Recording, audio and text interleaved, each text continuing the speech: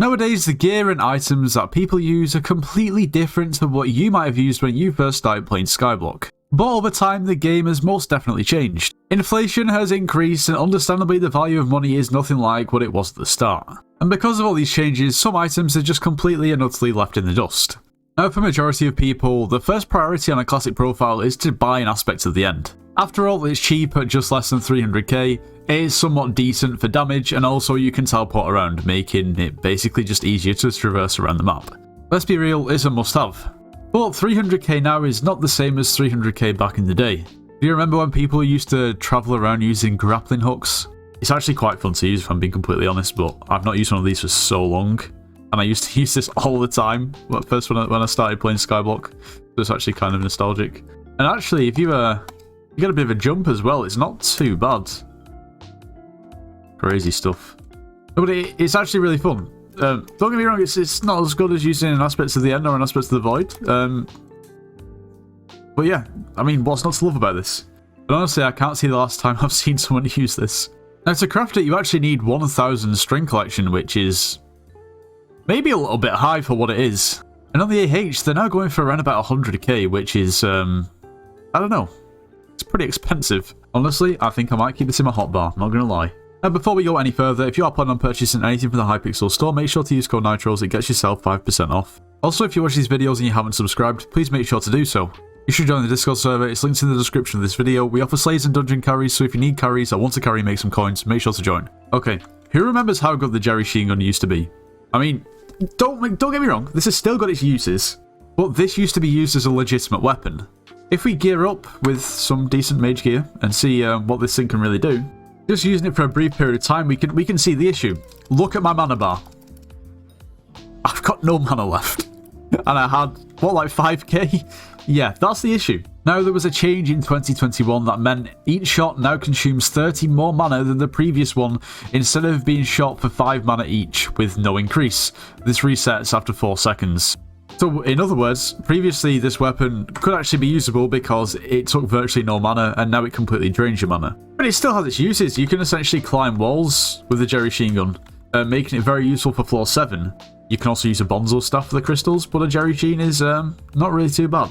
This weapon now costs 500k, and used to be a couple of million back at its peak. For neo players to Skyblock, it's kind of crazy to think that this was actually viable, and people genuinely use this as a weapon, because right now it kind of just sounds silly. And to be honest, the only thing keeping this thing's price afloat is probably the price of Jerry boxes. Anyway, that's enough for Jerry Sheen, moving on. The Hyperion is undoubtedly the best weapon in Hypixel Skyblock. But the fateful day when the Hyperion was introduced, it was also brought into this world with 3 twins. First of all, the Estrella, which is basically just a Hyperion, which gives you more survivability, not a bad weapon at all. You have a Scylla, which is almost like a best of both worlds, a hybrid between a mage weapon and a melee weapon.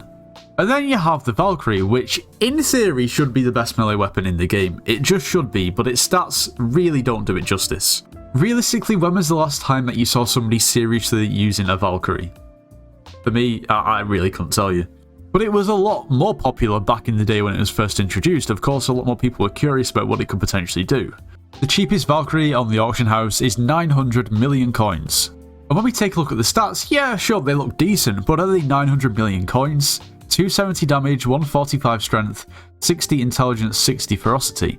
How about we take a look at the Dark Claymore, which is 500 damage, 100 strength, 30 crit damage, 2 swing range. It's no secret, for a fraction of the price, you're going to deal substantially more damage with a Dark Claymore than you are with a Valkyrie.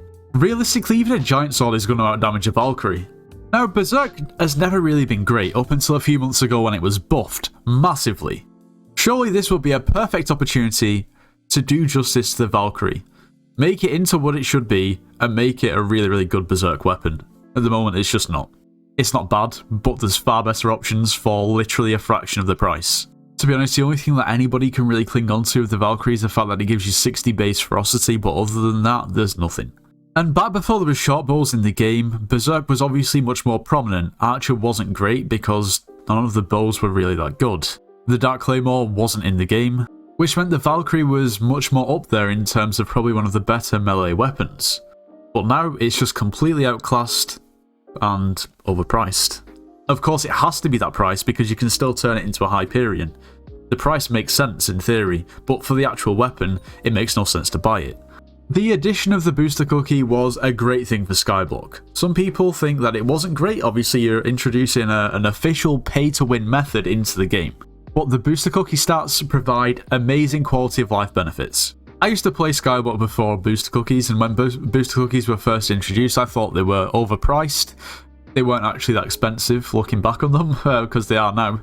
But over time, more and more buffs have been added to them, and you just can't go without one. I just simply find it very difficult to play the game without a booster cookie, and I'm sure a majority of people probably feel the same way. And one of the most convenient features, to be honest, is the fact that you can constantly fly on private islands. Now, prior to this introduction and to this buff with the booster cookie, you would have had to use Mystical Mushroom Soup, or use a Phoenix Pet. Now, the Phoenix Pet is not talked about a lot, understandably, because it isn't really very good. And for those of you who don't know the way that you obtain a Phoenix, the Phoenix Pet is obtained as a rare pet drop from killing any mob. The Epic Pet has a 1 in 6 million chance to drop, and the Legendary Pet has a 1 in 30 million chance to drop. Of course, these are incredibly slim odds and not many people drop Phoenix Pets. If you do hit that 1 in 6 million chance, you get 10 million coins. Yeah, not great. But let's actually take a look at this Phoenix Pet stats. Before death, become immune and gain 10.1 strength for 10 seconds. Now, of course, this is level 1. It's going to be higher at level 100. Fourth flare. On fourth melee strike, ignite mobs dealing 1.1 times your crit damage each second for 2 seconds. When we look at level 100, we can see that this essentially changes the strength stat that you gain to 20 and changes the multiplicative crit damage that you deal from 1.1 to 13. So, it's okay. It isn't great. I mean, there's nothing to write home about in terms of these stats. And as for the Legendary Pet, the only real notable difference is that you can always fly in your private island and garden, booster cookie. Also, you don't lose coins from death, booster cookie. Now, back in the day before booster cookies, instead of having to use your mushroom soup all the time, then this is somewhat useful. You could always fly in your private island and you didn't lose coins from death, which is obviously a nice sort of barrier to have in place. Nowadays, the only really use for this pet is pet score, which is just crazy considering the pet is so rare.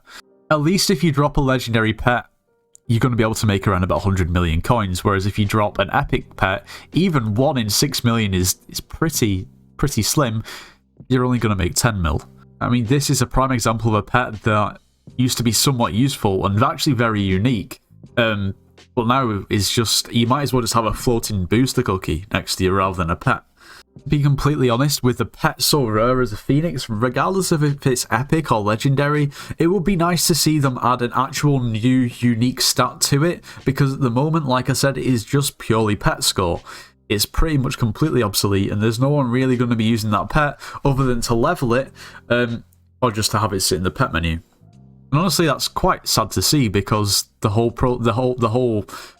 sort of premise of the Phoenix Pet is pretty cool. It's very rare to drop. It can drop from anything. I mean, not many people even know much about the pet at all, because why would you even need to know? But anyway, yeah, there's probably quite a few other items like this where they used to be useful and now they're completely obsolete or useless. So if you can't think of any, then please let me know in the comments. Would be interesting to see. If you did enjoy today's video, make sure you do leave a like, subscribe if you're new, and I'll see you in the next one.